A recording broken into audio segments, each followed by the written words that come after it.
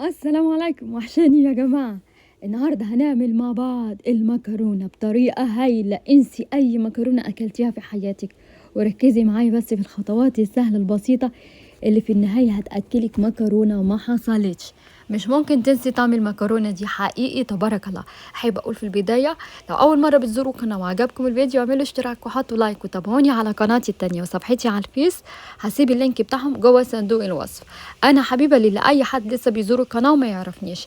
هنعمل النهارده مع بعض المكرونه بصدور الدجاج بطريقه هايله وبسيطه قوي. عايزه اقول ان الطعم خطير خطير، مش عارفه اقول ايه غير كده. هستخدم النوع ده من المكرونه، تقدري تستخدمي اي نوع مكرونه انت بتحبيه. طبعا كله عملته مع بعض في سيم تايم. حطيت سخنت الميه وخليتها تغلي ونزلت بيها بالمكرونه، وفي نفس الوقت في المكان على السايد التاني من البوتاجاز. تبارك الله بعمل الدجاج عشان كله خلص مع بعض، ما خدش ربع ساعة. عشان تبقوا عارفين، خدت صدور الدجاج قطعتها قطع صغيرة او على حسب ما انت عايزة، بس الافضل تكون صغيرة. ونزلت عليها بعمة زيت زيتون وفلفل اسمر وشوية ملح، وقلت اوديهم على البوتاجاز لحد كده يعني مقفل الانسجة بتاعتها وخليها تخرج كل السوائل اللي فيها. الخضار اللي عندي بقى الماجيك، عندي فلفل الوان وفلفل اخضر مهم قوي عشان هيغير النكهه كلها. عندي جينجر، عندي توم، عندي شرايح بصل رفيع. عايزاكم تقطعوا الخضار كله رفيع، حتى لو كبير المهم يكون رفيع عشان يبقى طعمه حلو وتبقي مبسوطه وما يضايقكيش لا في التقطيع ولا في الاكل. نزلت بالخضار على الدجاج بعد ما شرب السوائل بتاعته، او تحس ان هو نضج نص نضجه كده يعني. هنزل هنا بقى بشويه ملح مع شويه فلفل اسمر. تقدري تحطي اي نوع من التوابل اللي انت بتحبيه، بس الخضار لوحده عامل نكهه خطيره، فانصحك ما تزوديش. وحطيت فلفل اسمها ايه، شطه حمراء. انصحك ما تحطيش حاجه تاني عشان ما تغيريش الطعم اللي هديهولك دلوقتي. ووديته على البوتاجاز. هنا بقى اخدت ميتين بشكل اللي انتوا شفتوها مقطعاها شرايح برضو رفيعه، ونزلت عليها على البوتاجاز.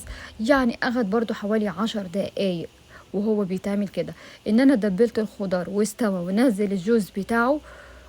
تتسد. هنا بقى هنضيف عمك بيزل او الريحان الايطالي اللي هو بتاع الطبخ، اللي هيغير الاكله تغيير ما حصلش او هيضيف ليها نكهه جديده. هاخد كام ورقه كده حلوين وانزل بيهم بدون ما اقطعهم جوه الخليط بتاعنا او الدجاج بتاعنا اللي حطينا فيه اجمل خضار.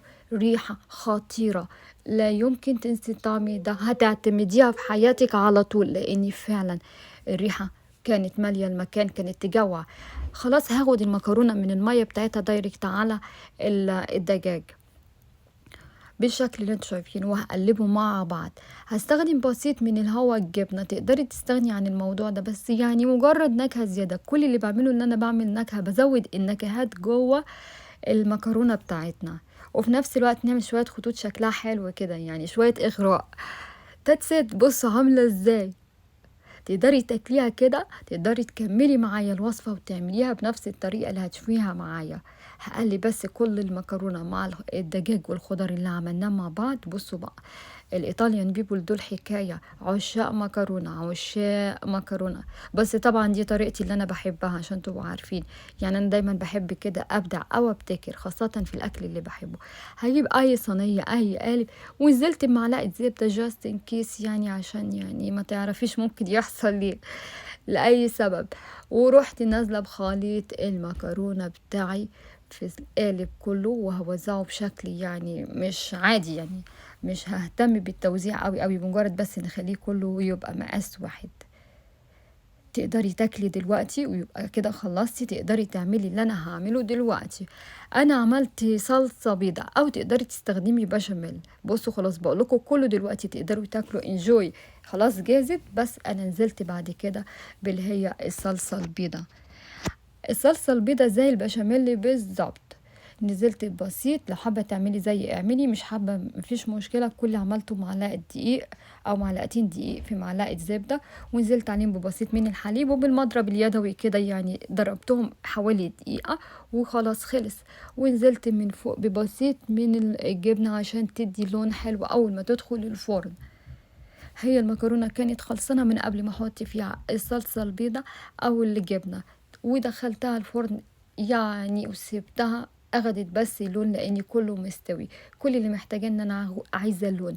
عايزه اقول ان هي من جوه جوسي جدا، مش دراي تاكليها تحس انك انت متضايقه كده، لا، من جوه حلوه.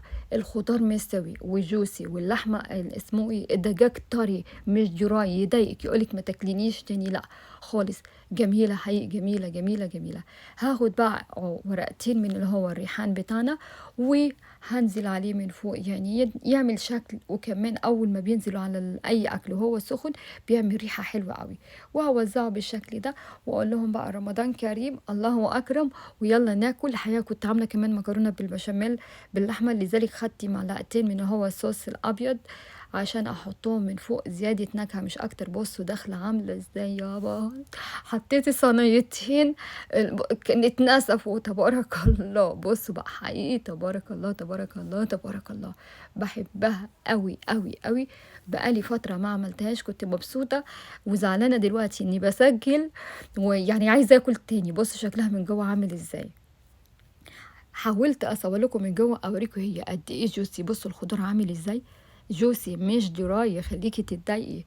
كل حاجة فيها من جوه سوفت جميلة، الشكل النهائي حلو قوي. انجوي يا جماعة. عايزة اقول لو اول مرة بتزوروا القناة وعجبكم الفيديو اعملوا اشتراك وتابعوني على قناتي التانية، وصفحتي على الفيس هسيب اللينك بتاعها جوه صندوق الوصف. خطيرة تبارك الله. ما تنسونيش في دعوة حلوة ولكم بالمثل. انجوي.